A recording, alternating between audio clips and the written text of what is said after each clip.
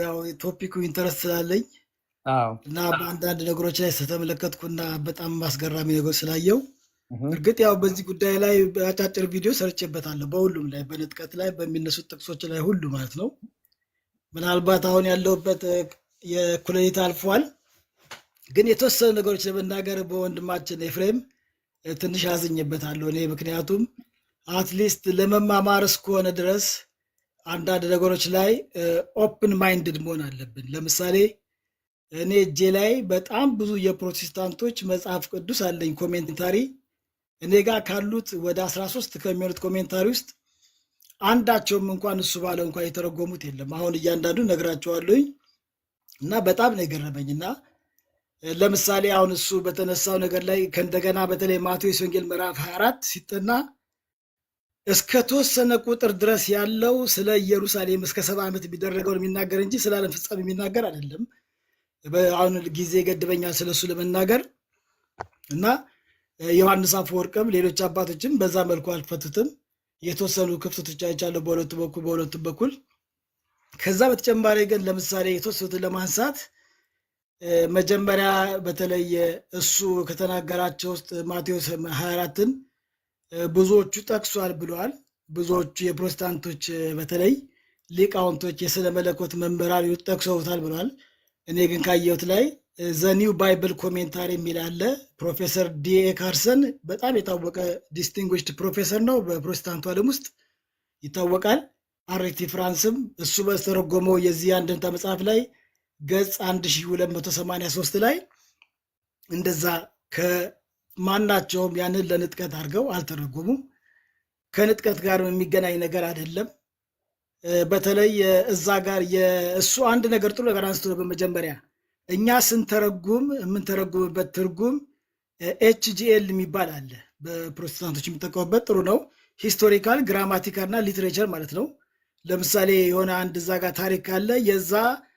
የዛ ምንባብ ታሪካዊ ዳራው ምንድን ነው፣ ሰዋሰው ደግሞ ምንድን ነው፣ ቋንቋ አጠቃቀም እና ሊትሬቸር ደግሞ የስነ ጽሁፍ ይዘቱ ምንድን ነው ይላሉ።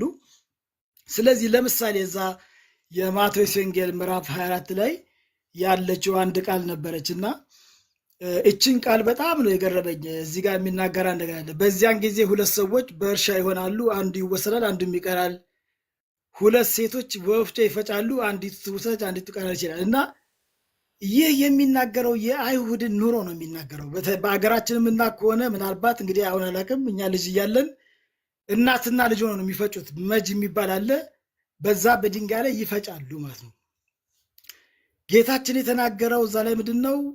በጌታችን በመድኃኒታችን በኢየሱስ ክርስቶስ ላይ በፈጸሙት ግፍ የተነሳ የሚደርስባቸው የእግዚአብሔር ቁጣ ስላለ ታላቅ መከራ የሚለው እዛ ላይ ያንን ነው ሲናገርም። ግን ግሬት ትሪቡሌሽን ነው እንጂ ዘ አይልም። እና ራሱ ይሄ የቋንቋ አጠቃቀም ላይ ከፊት የሚገቡት ሰፊክስ፣ ፕሪፊክስ፣ የተለያዩ ነገሮች አሉ፣ አርቲክሎች አሉ። ከነዛ ጋር ሲታይ የሚናገረው በዛ ጊዜ እናትና ልጅ ሲፈጩ ሮማያኖች ኢየሩሳሌምን ለ3 ዓመት ተኩል ከበው ካስጨነቁ በኋላ እናት ልጅየውን ለባርነት ወስደው እናትየውን ያስቀራሉ ማለት ነው። እና ኢትስ ጃጅመንት ነው። እዛ ላይ በግሪኩ ላይ ፓራላምባ ነው የሚለው። ፓራላምባ ነው የሚለው ራሱ የግሪኩ ቃል ራሱ የሚናገረው አሉታዊ አይደለም። አሁን እዚህ ላይ አዎንታዊ አይደለም። መወሰድ ሲባል መዳን አይደለም። እዚህ ላይ ወይ በፍርድ መወሰድ ነው የሚናገረው። እና ፓራላምባ ነው የሚለውም የግሪኩ ቃል እንደዛ ነው የሚያሳየው። እና ይህንን ታሪካዊ እንትን አይደለም። ሁለተኛው በእርሻ ላይ ያለው የአይሁዶች የእርሻንም ዘዴ ስንመለከት በበሬ ነው የሚያርዱት። አባትና ልጅ እየተጋገዙ ነው የሚያርሱት። በእርሻ ላይ እያረሱ እያለ ሮማያኖች ደርሰው ልጅን ይወስዳሉ፣ አባቱን ያስቀራሉ ማለት ነው። በቃ አባትየውን ያው እርምጃ ይወስዱበታል ማለት፣ ምክንያቱም ሽማግሌ ነው፣ እሱን አይፈልጉም። ልጆቹን ግን ለባርነት ይወስዳሉ። ስለዚህ ይህ የተነገረውን አውዱን መጀመሪያ ሂስቶሪካል ተናግሮ ነበር፣ ግን ይህን አልተናገረም። ለማወቅም ፍላጎት አላሳየም፣ አላቅም። ወይም ደግሞ በጣምም ስለምትበሻሸቁ ሊሆን ይችላል። እኔ ብዙ ጊዜ አንዳንድ ነገሮች ማካፈል እፈልጋለሁ፣ ግን በጣም ከፍተኛ ቴንሽን አለ። ከመማማር ይልቅ ወደ መጨቃጨቅ የሚሄድ አለ። ለምሳሌ ሌላው ደግሞ ያነሳው እዛ ላይ በተለይ እውነትን እላችኋለሁ ይህ ሁሉ እስኪሆን ድረስ ይህ ትውልድ አያልፍም ይላል። ይሄ ጌታችን የተናገረውን ራሱ እንደውም በኋላ እንደውም ከ23 ላይ መጨረሻ ላይ ብንሄድ ራሱ ይህ ቃል ለምን እንደተነገረ ማወቅ እንችላለን። ይህ ትውልድ የሚለው ቃል በዚህ በወንጌል ላይ 8 ቦታ ተጽፏል።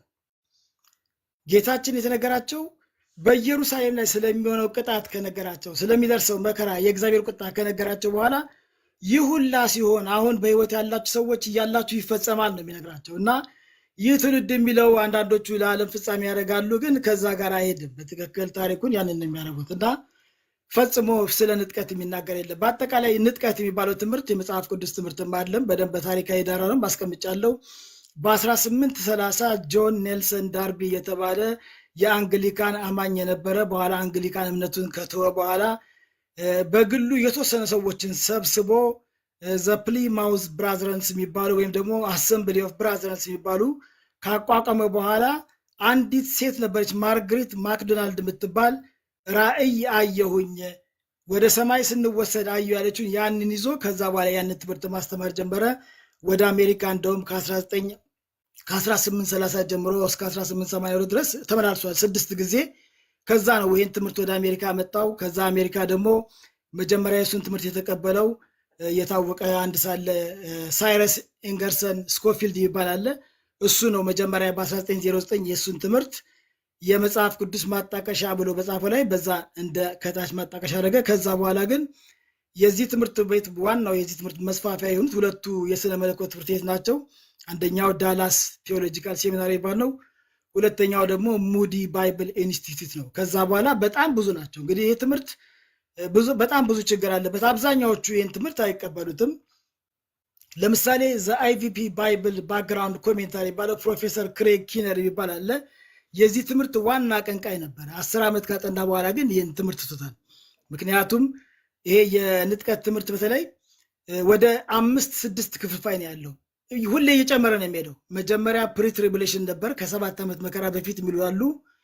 ቀጥሎ ደግሞ ሚድ ትሪቡሌሽን የሚመጡ፣ ከዛ ደግሞ ፕሪራዝ ማለት ከቁጣው በፊት የሚሉ አሉ። ምናልባት ለሰዎች በአማርኛ ግልጽ እንዲሆን የመጀመሪያው ፕሪ ትሪቡሌሽን የሚባለው ከቁጣው በፊት ማለት ነው። እንግዲህ እግዚአብሔር የሚቆጣበት ዘመን አለ፣ ታላቅ ቅጣት ይመጣል ይላሉ። 7 ዓመት የሚለው ራሱ በመጽሐፍ ቅዱስ የለም። ከትንቢተ ዳንኤል ምዕራፍ 9 ከቁጥር 27 ላይ ያለውን አንዱ ሱባዔ የሚለውን ወስደው 7 ዓመት እያሉ ይተረጉማሉ። ያ በአይሁዶችም ትርጉም አይሄድም፣ በጥንታዊ አባቶችም ትርጉም አይሄድም።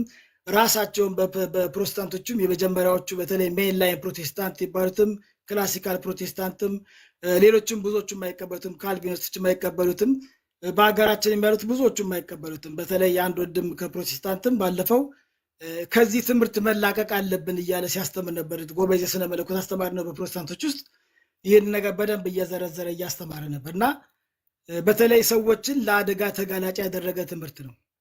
በአሜሪካ ውስጥ እንዳያችሁት አንዷንዶም ትናንትና ቪዲዮ ሰርታ ነበር እና ትናንትና እንግዲህ ንጥቀት ይደረጋል ብለው ነበር፣ በየዓመቱ ይናገራሉ። ይህ ግን ቆይቷል። ምን ነገር ለመጀመሪያ ጊዜ እንደው በንጥቀት ትምህርት ላይ መጀመሪያ የተናገረው ጆን ዳርቢ ነበር። ከዛ በኋላ ግን በተለይ ሃል ሊንዚ የሚባል ሰው ዘ ግሬት ፕላኔት ኤርዝ የሚል መጽሐፍ አለው። ካውንት ዳውን ፎር አርማጌዶን የሚል መጽሐፍ አለው። ዘ ራፕቸር የሚል አለው እና እዛ ላይ እሱ በ1988 የዓለም ፍጻሜ ይሆናል እንነጠቃለን ብለው በጣም ብዙ ሰው ተዘጋጅተው ንብረታቸውን ሽጠው ስራቸውን የሚያቆሙ ስራቸውን አቁመው ሊወልዱ የነበሩ ራሳቸው አስወርደው በጣም ብዙ አይነት ማለትም ማህበራዊ፣ ኢኮኖሚያዊ፣ ስነልቦናዊ ሁላ የሆነ ምስቅልቅል አድርሶባቸው ያ ትንቢት አልተፈጸመም። ከዛ በኋላ ደግሞ ሌላው ደግሞ ዶክተር ቲም ላሄ የሚባል ተነሳ። እሱም በ1991 እንደዚህ ዘ ሌፍት ቢሃይንድ የሚባል መጽሐፍ ጽፎ እንደ ፊልም ተሰርቶ እንደውም አንዳንዶቹ እንደውም አይሮፕላን የሚያበሩ ፓይሎቶች ሁላ አናበርም ብለው መኪና የሚነዱ አይነዳም ብለው አንዳንድ ሴቶች እንደውም ስንነጠቅ ራቁታችን እንዳንሆን እንዳናፍር ብለው እንዳለ ፒጃማቸውን ለብሰው የተኙ ነበር። በጣም ብዙ የሚያሳዝኑና የሚያስቁ ታሪኮች ነበሩ በዛ ውስጥ። ሰዎቹም ለስነ ልቦና ድርጊት ተጋልጠዋል። ያም ትንቢት አልተፈጸመም እያለ እስካሁን ድረስ ደርሷል። እና የንጥቀት ትምህርት በጥንት አባቶችም የሚታወቅ አይደለም። ነገር ግን አንዳንድ ጊዜ ግን አንዳንዶቹ ጥንታዊ ለማስመሰል የተለያዩ የአባቶች ትምህርት ጠቅሳሉ። ከዛ ጋር ግን የሚገናኝ ነገር የለውም። ሌላው ለምሳሌ ዘ ቤከር ኢሉስትሬትድ ባይብል ኮሜንታሪ የሚል ሁለቱም የታወቁ የስነ መለኮት ምሁር ናቸው፣ ፕሮፌሰሮች ናቸው፣ ፒኤችዲ ያላቸው ናቸው። ጌሪ በጅ እና አንድሬው ሂል እነሱ ገጽ 1436 ላይ አሁን ወንድማችን እንደተናገረው እንደ ኤፍሬም እንደተናገረው አልተረጎሙትም እና አሁን እሱ በቃ አሁን ቅድም የተናገረው የጥንታዊ አባቶችን ምስክርነትን አልቀበልም እኔ ከነሱ ምናምን የሚለው ቃል ጥሩ አይደለም። ምክንያቱም ራሱ እንኳን እሱ እና የሚናገርበትን የሚያስተምርበትን መጽሐፍ ቅዱስ እንኳን ወስነው እነዚህ በአምላካዊ አምላክ እስትንፋስ ያለባቸው እምነት የሚጠልባቸው እንከን የማይገኝባቸው ብለው የወሰኑ እነሱ ናቸው። እነሱ የወሰኑትን መጽሐፍ ቅዱስ ይዞ ቃሉን ብቻ ወስዶ ሐሳባቸውን አልቀበልም ማለት ጥሩ አይደለም። እንደው አንድ እንደ ለመንፈሳዊ ሰው ለመማር እንደሚዘጋጅ ሰው ጥሩ አይደለም ለሱም እና ኤፍሬም ራሱ ትንሽ ቴንስ መሆን የለበትም። ኦፕን ማይንድ ሆኖ ቢማር ቢያሰላስል ጥሩ ነው ብዬ ነው። ሌላው የምናየው ዲፊካልት ፓሴጅስ ኢን ዘ ኒው ቴስታመንት ኢንተርፕሬቲንግ ፓዝሊንግ ቴክስትስ ኢን ዘ ጎስፔል ኤንድ ኤፒስትልስ የሚል መጽሐፍ ላይ ፕሮፌሰር ሮበርት ስቴይን ፔጅ 294 እስከ 300 ድረስ እሱ ቅድም የጠቀሰውን ለምሳሌ ያ ይሄ አንደኛ ተሰሎንቄ ምዕራፍ 4 ከቁጥር 13 እስከ 17 ላይ ያለው በአየር ላይ እንነጠቃለን የሚለውን ቃል በቃል ነው የወሰደው። ቃል በቃል የሚወሰድ ሳይሆን እነዛ ቃላቶች ኢዲየምስ ነው የሚባሉት። በተለይ በዚህ በጣም ከፍተኛ የሆነ ሙያ ያለው በነገረ መለኮትም ከፍተኛ እውቀት ያለው ከእንደገና ደግሞ የነዚህ የቋንቋዎችን ስነ አፈታቶችን ያጠናው ኢዲየምስ ኢን ዘ ባይብል ኤንድ ኤ ኪ ፎር ዘ ኦሪጂናል ጎስፔል ኤንድ ሊትሬቸር በሚለው ላይ ገጽ 65 ላይ እንነጠቃለን የሚለው ቃል ቀጣ ዮሐንስ አፈወርቅ በተረጎመ መልኩ አቀባበልን የሚያሳይ እንደሆነ የሚናገር አድርጎ በደንብ ተርጉሞታል። ምናልባት ነገ ጊዜ ካገኘውና የምትገቡ ከሆነ በቀን ላይ እነዚህን እያንዳንዶቹን ጥቅሶች ደቂቃ ወስዶ በደንብ አድርጎ ዘርዝሮ ማየት ይቻላል። እንግዲህ ወንድማችን ከተናገረው እስካሁን ከነገርኳችሁ እስካሁን ድረስ የነገርኳችሁ ለእነዛ የፕሮቴስታንቶች ኮሜንታሪ ናቸው። እነዛ ሁሉ እሱ ከሚናገረው ጋር አብረው አይሄዱም። እሱ እንደሚያስተምረው ግን የሚያስተምሩ ጥቂት ሰዎች አሉ። እነዚህ ደግሞ ይታወቃሉ። አብዛኛው እነዚህ ፕሮስፐሪቲ ጎስፔልስ በዚህ እምነት ያምናሉ።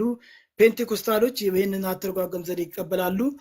ነገር ግን በአብዛኛው በስነ መለኮት ትምህርት ተቀባይነት የለውም። በኤቫንጀሊካል ከሚባሉት ውስጥም በፐርሰንት ሲያስቀምጡት 17 እስከ 20% ድረስ ነው የሚያምኑት እንጂ ወደ 80% የሚሆኑት የኤቫንጀሊካል አማኞች ሁሉ ይህን ትምህርት አይቀበሉትም። ሌላው ዘ ኒው ጀሮን ባይብል ኮሜንታሪ ገጽ 788 ፕሮፌሰር ሬይመንድ ብራውን ይህን ከካቶሊኮች ነው። ዘ ኢንተርፕሬተር 1 ቮሊዩም ኮሜንታሪ ኦን ዘ ባይብል ገጽ 872 ፕሮፌሰር ቻርለስ ሌማን ይሄ ከኤቫንጀሊካን የታወቀ ፕሮፌሰር ነው። በዚህ ደግሞ ትምህርት ላይ ደግሞ 30 ዓመት ደግሞ ያጠናው ደግሞ ሌላው ሰው ደግሞ በተለይ ፕሮፌሰር ጆሴፍ ፕሌቭኒክ ይባላል። ስለዚህ የቅዱስ ጳውሎስን በተለይ በነዛ ውስጥ ያሉት ፓውል ኤንድ ዘ ፓሮሲያ የሚል አንኤክሴጀቲካል ኤንድ ቴዎሎጂካል ኤክስፕላኔሽን የሚል በእነዚህ በተለይ የቅዱስ ጳውሎስ ያስተማራቸው ትምህርት ላይ የፓሮሲያ ማለት በግሪክ ቋንቋ ነው፣ ስለመምጣት ዳግም ስለ ዳግም ምጽአት ነው እና በዚህ ጉዳይ ላይ በደንብ አድርጎ ቅድም እንደተናገረው ሂስቶሪካሊ በደንብ አጥንቶ ግራማቲካሊ ሰዋሰው ምን ማለት እንደፈለገ በደንብ አይቶ ከእንደገና ደግሞ ሊትሬቸር ደግሞ የስነ ጽሁፉ ይዘት ቅዱስ ጳውሎስ የሚጽፍበት የአጻጻፍ ይዘትን በደንብ አድርጎ ይሄንን ያስቀመጠ ላይ ከገጽ 65 እስከ 96 ላይ ስለ ንጥቀት የሚባል ትምህርት እንደሌለ በደንብ አስቀምጧል። ሌላው የሉተራን ፕሮፌሰር የሆነችው የስነ መለኮት መምህር የሆነችው ደግሞ ባርባራ ሮሲንግ የምትባል ራፕቸር ኤክስፖዝድ የሚል መጽሐፍ አላት። ዘ ሜሴጅ ኦፍ ሆፕ ኢን ዘ ቡክ ኦፍ ሬቨሌሽን በሚል እዛ ላይ እንደውም በደንብ አድርጋ ገጻለች። በዚህ ነገር ላይ ደግሞ በደንብ አድርጎ ደግሞ የጻፈው ደግሞ ከሁሉም በላይ የሚያስደንቀው ደግሞ ዘ ኢንድ ታይም ዲሉዥን የሚል መጽሐፍ አለ። በጣም ብዙ ናቸው። እንግዲህ እኔ ጋር እጄ ላይ ወደ 45 የሚሆኑ መጽሐፍቶች አሉ በዚህ ላይ ብቻ የጻፉ ማለት ነው እና በደንብ ነው እንደውም ከኛ ይበልጥ እንደውም ፕሮቴስታንቶች እንደውም ይሄንን በደንብ አድርጎ ጽፈውታል። ይህን ትምህርት ከንቱነቱን በደንብ አድርገው አውግዘውታል። ጥቂቶቹ ግን ያው ይህን ትምህርት የሚቀበሉና የሚያስፋፋሉና ምናልባት ኤፍሬም የሚያነባቸውን መጽሐፍቶችን ቼክ ማድረግ አለበት። ኢትስ ኦኬ ምንም ችግር የለውም ቢያነብ ቢረዳ። ደግሞ ከእንደገና ደግሞ ለመማር ራሱ ሁል ጊዜ ለማስተማር ብቻ ሳይሆን ሁላችንም ለመማርም ጭምር መገናኘት አለብን። እና ምናልባት ሌሎቻችሁ ደግሞ የተለያየ ነገር መናገር ስለምትችሉ እዚህ ላይ ፖዝ አደርጋለሁ፣ ግን ብዙ ነገሮች መናገር ይቻላል። እሺ ተስፋ በጣም እናመሰግናለን። በጣም ዲቴይል የሆነ ከሪፈረንስ ጋር ከማብራሪያ ጋር ነው የሰጠህን። በጣም እናመሰግናለን። እዚህ ያላችሁ እንግዲህ ክርስቲያኖች ተጠቀሙበት። ተስፍሽን ሪፈረንስ ስትፈልጉ ጥያቄ ሲኖራችሁ እነዚህ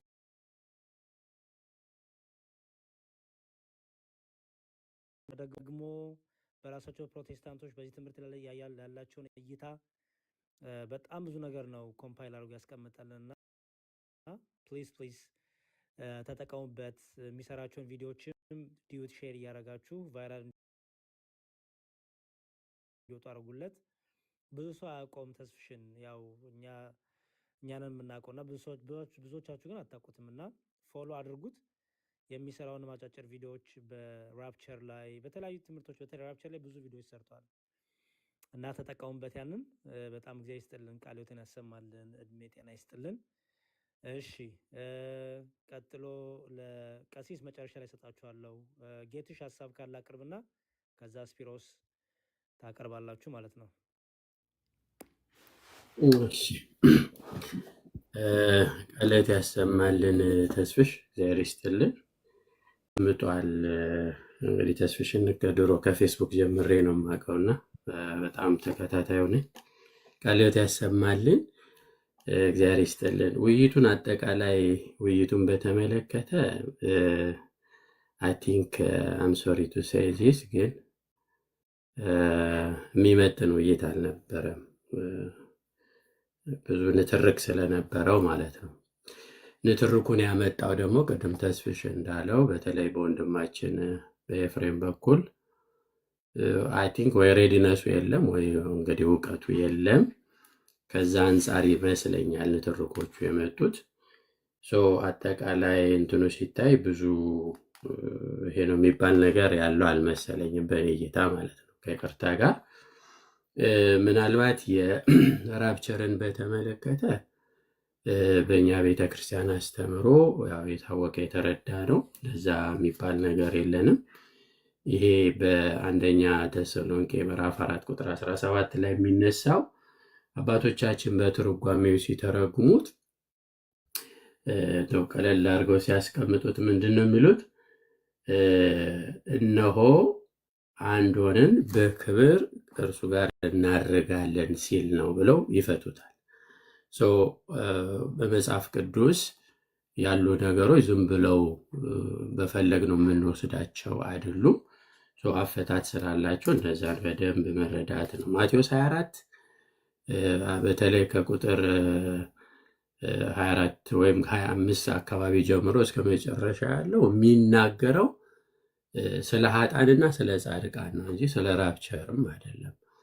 ታሪካዊ ዳራውን ቅድም ተስፍሽ አስቀምጧል። አባቶች ትርጓሜ አንድምታውን ደግሞ ስንመለከት ለምሳሌ ሁለት ሴቶች በአንድ ወፍጮ ይፈጫሉ፣ አንደኛዋ ትወሰዳለች፣ አንደኛዋ ትቀራለች የሚለው ኃጥአንን ነው የሚያስቀምጧቸው። የጽድቅ ስራ የሰራውን ወይም ይነሳል፣ ያልሰራው ደግሞ ይፈረድበታል የሚለውን ያመጣሉ ሲተረጉሙት ማለት ነው እንጂ ከራፕቸር ጋር የሚያገናኝ አይደለም። አጠቃላይ ክርስቶስ ጥያቄውም ራሱ ማቴዎስ 24 ከቁጥር 1 ላይ ጀምረን ስናነብ ሐዋርያት የጠየቁት የመምጣት ነገር ምንድን ነው እስቲ ንገረን ነው የሚሉት። ስለዚህ ነገረ ምጽአቱን የመምጣቱን ነገር ነው የነገራቸው በደረጃ በደረጃ ከፍሎ ማለት ነው። እና እዛ ላይ የሚነግረን ስለ ኃጥአን ስለ ጻድቃን ነው። እንደውም እዛውም ወረድ ብሎ እኮ ለሚያጠቡና ለእርጉዞች ወዮላቸው ይላል፣ ስደታችሁ በክረምት እንዳይሆን ይላል። እነዚህ ሁሉ አባቶቻችን ሲተረጉሙ ኃጢአትን በሐልዮ ጸንሰው በተግባር ለወለዱ ወዮላቸው ማለት ነው። ስለዚህ ስለ ኃጥአንና ስለ ጻድቃን ነው የሚያወራው እዛ ጋር፣ ምክንያቱም ስለ ምጽአቱ ጉዳይ ስለሆነ ማለት ነው። ስለዚህ በአጭሩ ትምህርቱ ምናልባት እኔ ትንሽ ፎከስ ባረግ የተወሰነ ደቂቃ ወስጄ የምለው የሺህ ዓመት የሚለው ነው። ሌላው በጣም ኦፍኮርስ ይሄ የሺህ ዓመት ጉዳይ ከመጀመሪያው ከመጀመሪያው 100 ክፍለ ዘመን ጀምሮ አከራካሪ እንደነበረ ይነገራል። እንደውም አባቶቻችን ሲያስተምሩ የዚህ 1000 ዓመትን በተመለከተ ማለት ነው መጀመሪያ እንደውም አነሳ የሚባለው ቀሪንጠስ የሚባል አንድ ፈላስፋም እንደው ልም ያለ ፈላስፋም አይደለም፣ ፍልስፍናንና የተለያዩ እምነቶችን እየደባለቀ የሚያስተምር ሰው ነበረ እና ይሄ ሰው እንደውም በቅዱስ ዮሐንስ ወንጌላዊ ዘመን ላይ የነበረ ሰው ነው ብሎ ያስተምራሉ። እና ይሄ ሰው ነው ይሄንን የ1000 ዓመትን ታሪክ ያመጣው ማለት ነው። እና ሰፋ ያለ ነገር አለው። በተለይ በነገረ ክርስቶስ ላይ ያነሳና ምንድን ነው የሚለው እንደውም በዮርዳኖስ የተጠመቀው ሲጠመቅ ሄደው ኢየሱስ ሲሆን በተጠመቀ ጊዜ ደግሞ ክርስቶስ አደረበት የሚል ትምህርት ነበረው እና በዚህም የተነሳ ጌታችን በዳግም ምጽአት ሲመጣ ደግሞ በትንሣኤ ዘጉባኤ በሚያደርገው ጊዜ መጀመሪያ እንትን ላይ ለ1000 ዓመት መጥቶ ይነግሳል ብሎ ከዛ ትምህርቱ ጋር የተያዘ ትምህርት ያስተማረው የመጀመሪያ እሱ እንደሆነ አባቶች በታሪክ ጠቅሰው ያስቀምጣሉ። እና መነሻው ከዛ ጀምሮ እንደሆነ ነው የዚህ 1000 ዓመት እንግዲህ በቤተክርስቲያናችንም ታሪክ በተለይ የዚህ 1000 ዓመት ታሪክ በ325 በዛ በነበረው የኒቅያ ጉባኤም ላይ አባቶቻችን እንዳወገዙት ይነገራል። እዛም ላይ ቀርቦ እንደነበረ ይሄ ጉዳይ ማለት ነው። በነ አርጌንስ እና በነ ፖፕ ዲዮናሲዮስ ቀርቦ የነበረ ጉዳይ እንደነበረም በኋላ ላይ ታሪኮች በሰፊው የተነሳ እንደሆነ ይነገራል። እና ስለዚህ በዛም ጊዜ የተወገዘ ታሪክ አባቶቻችን የለዩት ታሪክ ወይም ደግሞ ትርጓሜው ትክክል ያልሆነ ትምህርት ብለው እንደለዩት በደንብ ያስቀምጣል። ለማሳጠር የመጋቤ ሐዲስ ስቡህ እንደው በዚህ በአንድ መጽሐፍ አለቻቸው። በዛ መጽሐፋቸው ላይ ምንድን ነው የሚለው የ1000 ዓመት እና ሐሳዊ መሲህ የሚል መጽሐፍ አላቸው። እዛ ላይ ባስቀመጡት ትምህርታቸው ላይ 1000 ዓመት የሚለው ይላሉ ቁጥርን አይደለም የሚያመለክተው ቁጥርን ሳይሆን የአንድን ነገር ብዛትን ኤግዛጁሬት ማድረግን ቃል አጋኖን ወይም ደግሞ አግንኖ ማሳየትን የሚያመለክት ነው ብለው ያስቀምጣሉ። እና ስለዚህ ቁጥርን አይደለም የሚያመለክተው 1 2 3 ተብሎ 1000 ዓመት ማለት አይደለም ብለው ያስቀምጣሉ። ስለዚህ ይሄ በመጽሐፍ ቅዱስ በነገራችን ላይ የሚደገፍ ነው። ለምሳሌ ልበ አምላክ ክቡር ዳዊት በመዝሙር 89 ቁጥር 4 ላይ 1000 ዓመት በፊት እንዳለፈች እንደ ትናንት ቀን እንደ ሌሊትም ትጋት ነውና ይላል።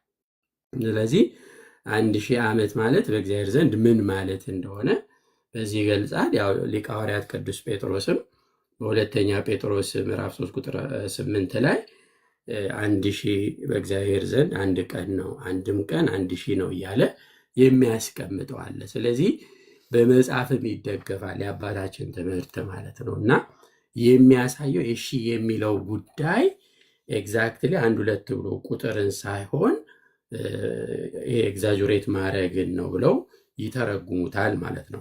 ስለዚህ 1000 ዓመት የተባለው ታዲያ ምኑን ነው ሲባል እሳቸው እንዲህ ብሎ ይጠቀልሉታል። ዘመነ ስጋዌው ነው ይላሉ።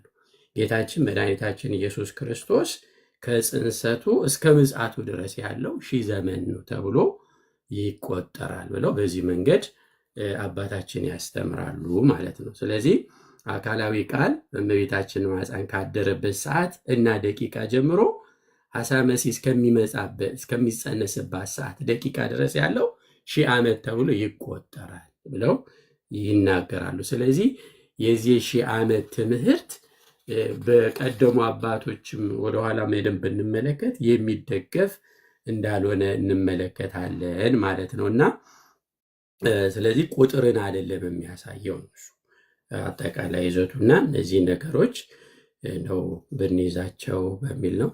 ይብቃኛ ሬዲ ጊዜ ይስጥልኝ። እሺ ጌትሽ እናመሰግናለን። በጣም ጊዜ ይስጥልን፣ ክብር ያድልን፣ ቃሎትን ያሰማልን። በጣም ጥሩ ያልተነሱ ፖይንቶችን ነው ያነሳልን። 1000 ዓመት የሚለውን አንስተልናል። እዚህ ቆላሴስ ላይ ተሰሎንቄ ላይም ያለውንም አንስተልናል። እና በጣም እናመሰግናለን። ያው እያጠቃለን እዛ ቤት የተነሳውን ለማጠቃለል ነው እንጂ እኔም ብዙ አልቆይም። የስፒሮስን ሀሳብ ሰምተን እንግዲህ እንጨርሳለን ማለት ነው። ሌሊት ስለሆነ በጣም እኔ ጋርም። እሺ ስፒሮስዬ ቀጥል።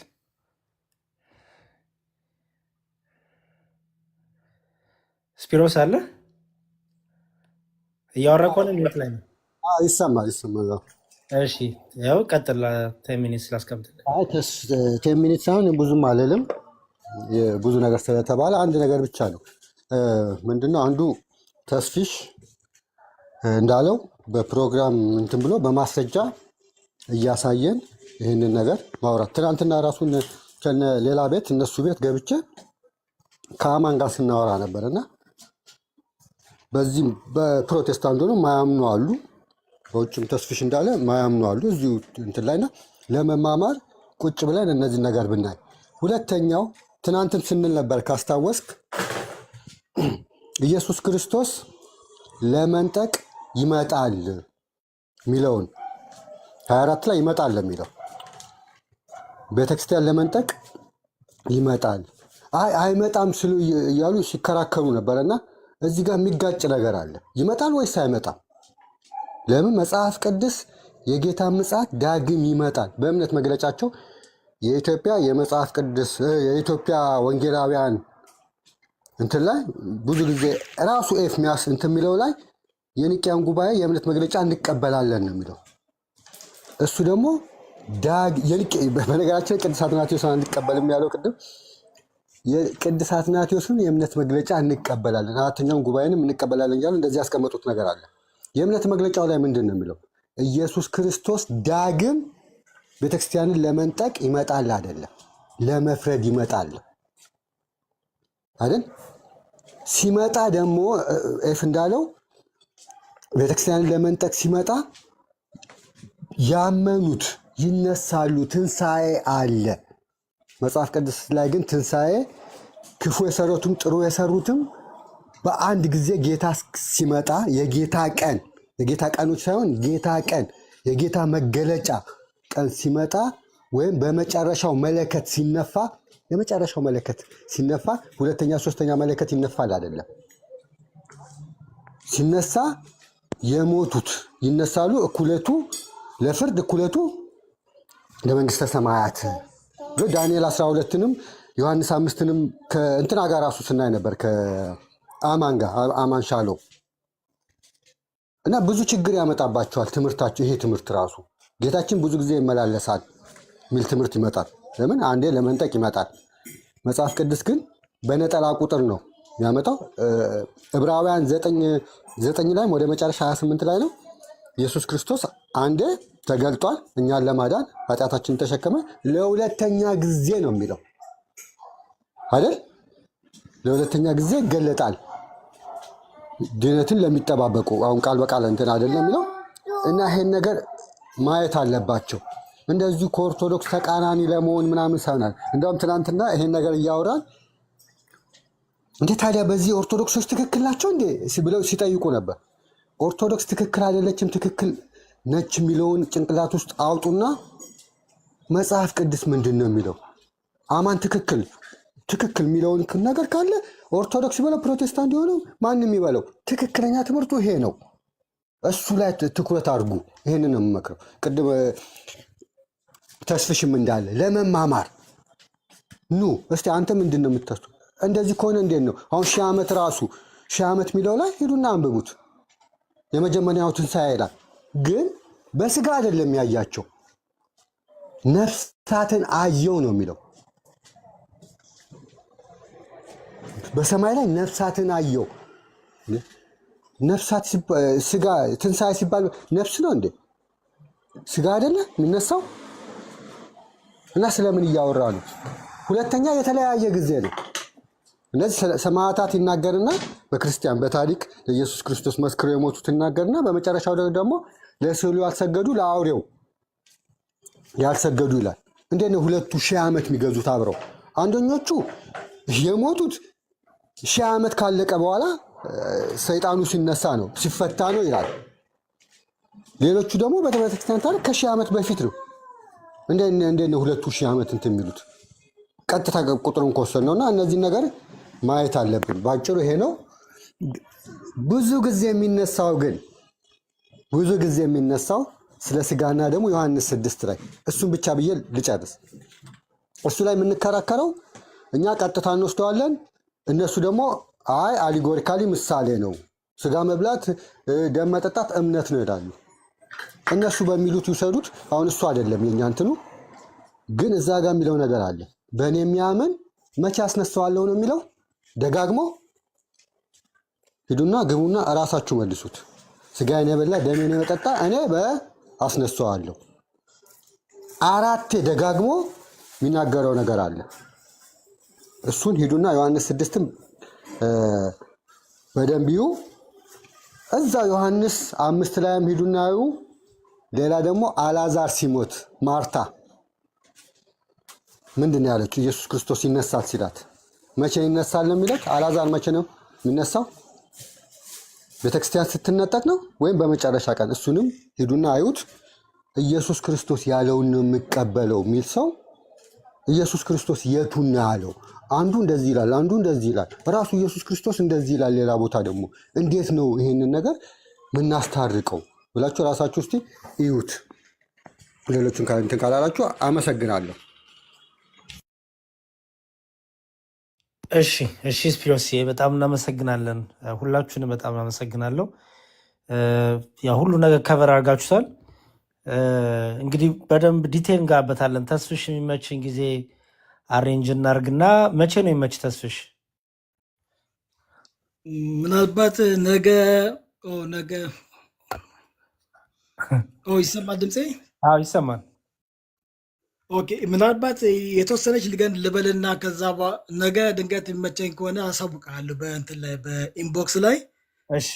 ነገር ግን አሁን ይሄ ቅድም የተነሳው ላይ 1000 የሚለው ይሄ በተለይ 1000 ቁጥር ላይ በዮሐንስ ራእይ ላይ በተለይ ባሉት ላይም ቁጥሮች እንግዲህ ዮሐንስ ራእይ ላይ ቁጥሮች መጽሐፍ ቅዱስ ላይ ብዙ ቁጥሮች አሉ። ቁጥሮች ራሳቸው የራሱን የቻለ ትርጉም አለው እና ብዙ ጊዜ እንደዚህ በቀጥታ የሚወሰዱ አይደሉም። እና በተለይ አሁን እዚህ ጋር ለመናገር የፈለገው ቅድም ወንድማችን የገለጸው ጌታውን 1000 ዓመትና ሐሳዌ መሲህ ገጽ 3 እስከ 15 ላይ መምህር ስቡ አዳምጤ የሰዋስው ቅዱስ ጳውሎስ መንፈሳዊ ኮሌጅ የአዲስ ኪዳን አንድምታ ትርጉም መምህር ናቸው። እሳቸው በደንብ አስቀምጠውታል። ነገር ግን እዚህ ላይ አንዳንድ የመጽሐፍ ቅዱሶች ጥቅስን ስንመለከት ሁለተኛ ነገሥት 11:12 ላይ እንደዚህ ይላል፣ የንጉሱንም ልጅ አውጥቶ ዘውዱን ጫነበት፣ ምስክሩንም ሰጠው፣ ቀብተውም ንጉስ አደረጉና ንጉስ ሆይ 1000 ዓመት ይንገስ እያሉ እጃቸውን አጨበጨቡ ይላል። አሁን ለምሳሌ ንጉስ ሆይ 1000 ዓመት ይንገስ ነው ያሉ እና በተለይ ይህ አሁን እዚህ ላይ ንጉሱን መውደዳቸውን በሱ አገዛዝ መደሰታቸውን ፈቃደኛታቸውን ለመግለጽ የተናገሩት እንጂ ያ ንጉስ እንኳን 1000 ዓመት አይደለም ገና 100 ዓመት እንኳን አልሞላም በእድሜው ሲኖር ማለት ነው። እና እዚህ ላይ የሚነገሩት መጽሐፎች ላይ የሚነገሩት ቃላቶች፣ ቁጥሮች ቀጥታ ቃል በቃል የሚወሰድ አይደለም። አሁን ቃል በቃል እንኳን እንሰደው ብንል ይሄ ቃል ምንም ስሜት አይሰጥም። ምክንያቱም እንዴት አድርጎ ነው ንጉሱ 1000 ዓመት ሊነግስ የሚችለው? እና እንደዚህ አይነት ነገሮችን ብዙ ጊዜ አይመለከቱም። አንድ ጥቅስም ብቻ የሚሉ ሰዎች ለእንደዚህ አይነት ነገር ይጋለጣሉ። ዘጸአት ምዕራፍ 20 ከቁጥር 6 ላይ ለሚወዱኝ ትእዛዜን ለሚጠብቁ እስከ 1000 ትውልድ ድረስ ምሕረትን የማደርግ እኔ እግዚአብሔር አምላክ ቀናተኛ አምላክ ነኝ ይላል። አሁን እስከ 1000 ሲል ከ1000 በኋላስ ምሕረት አያደርግም? 990 እስከሆነ ሊቀንስ ነው ማን ነው? እና የቋንቋ አጠቃቀምን የመጽሐፍ ቅዱስን የቋንቋ አጠቃቀምን በደንብ አለማወቅ ለእንደዚህ አይነት ነገሮች ያጋልጣል ማለት ነው። እና ብዙ ጊዜ ይሄ ነው በጣም አንደኛው የሚጎዳው። መጽሐፍ ውስጥ ያሉትን ወደኋላ ሊሄዶ ሌሎችንም ቃላቶችን ተመሳሳይ ቃላቶች ነው በተለያየ መልኩ ሊነገሩ እንደሚችል አለማወቅ ማለት ነው። እና የመጽሐፍ ቅዱስ ትርጉም ላይ እኔ ቪዲዮ ሰርችበታለሁ ስለ ቁጥር። እንደውም ባለፈው ከመምህር ከዲያቆን ዘማርያም ጋር አብረን ገብተን ከቁጥር 1 ጀምሮ እስከ 144,000 ድረስ እያንዳንዳቸውን ቁጥሮች ያላቸውን ትርጉሞች አስቀምጠናል። እና እኛ እንኳን አሁን በ40 እና በ80 ቀን ስንድያን ሲባል ብዙ ጊዜ ቁጥሮችን የቁጥሩን ሚኒንግ አናውቀውም። 40 ቀን ማለት ኒው ቢጊኒንግ ማለት ነው፣ አዲስ ጅማሬ አዲስ ህይወትን የሚያሳይ ነው። እና ከዛ አኳያ ነው መጽሐፍ ቅዱስ የሚናገረው። እና ብዙ ለመናገር ጊዜ ያጥረናል። ነገር ግን እንነጋገርና በተቻለ መልኩ በተለይ የተወሰነ ነገሮችን እየገባው አንዳንድ ነገሮችን መነጋገር እንችላለን። ነገ ምናልባት ልጆች ያለ ቶሎ ከትምህርት ቤት ሲመጡት ወይ ነገ ማልችል ከሆነ ግን አርብ ግን ጠዋት ግን ብቻዬን ስለምሆን አርብ ምናልባት ልችል እችላለሁኝ። እሺ ታይሙን በቃ አሬንጅ አድርግና ተስፋ ያሳውቀኝና ጻፍልኝና ለአንተ ኮንቪኒየንስ የሆነ ታይም ወስደን ቤቴን እንከፍታለሁ። ችግር የለውም። በጣም ጥሩ። በደንብ አድርገን እንማማርበታለን እና በተለይ ቅድም እንዳልነው በተለይ እኛም አንደኛው ማድረግ ያለብን የራሳችንም ሰዎችንም እነሱም ብቻ ሳይሆን የራሳችንም ሰዎችንም ኦርቶዶክሳውያኖችንም በእምነታቸው በደንብ እንዲያውቁ ማድረግ እና ሞር መረጃ መስጠት በጣም ወሳኝ ነገር አስፈላጊ ነገር ነው እና በተለይ እዚህ ላይ መሸናነፉ መበሻሸቁ ላይ ባናተኩር ደስ ይለኛል።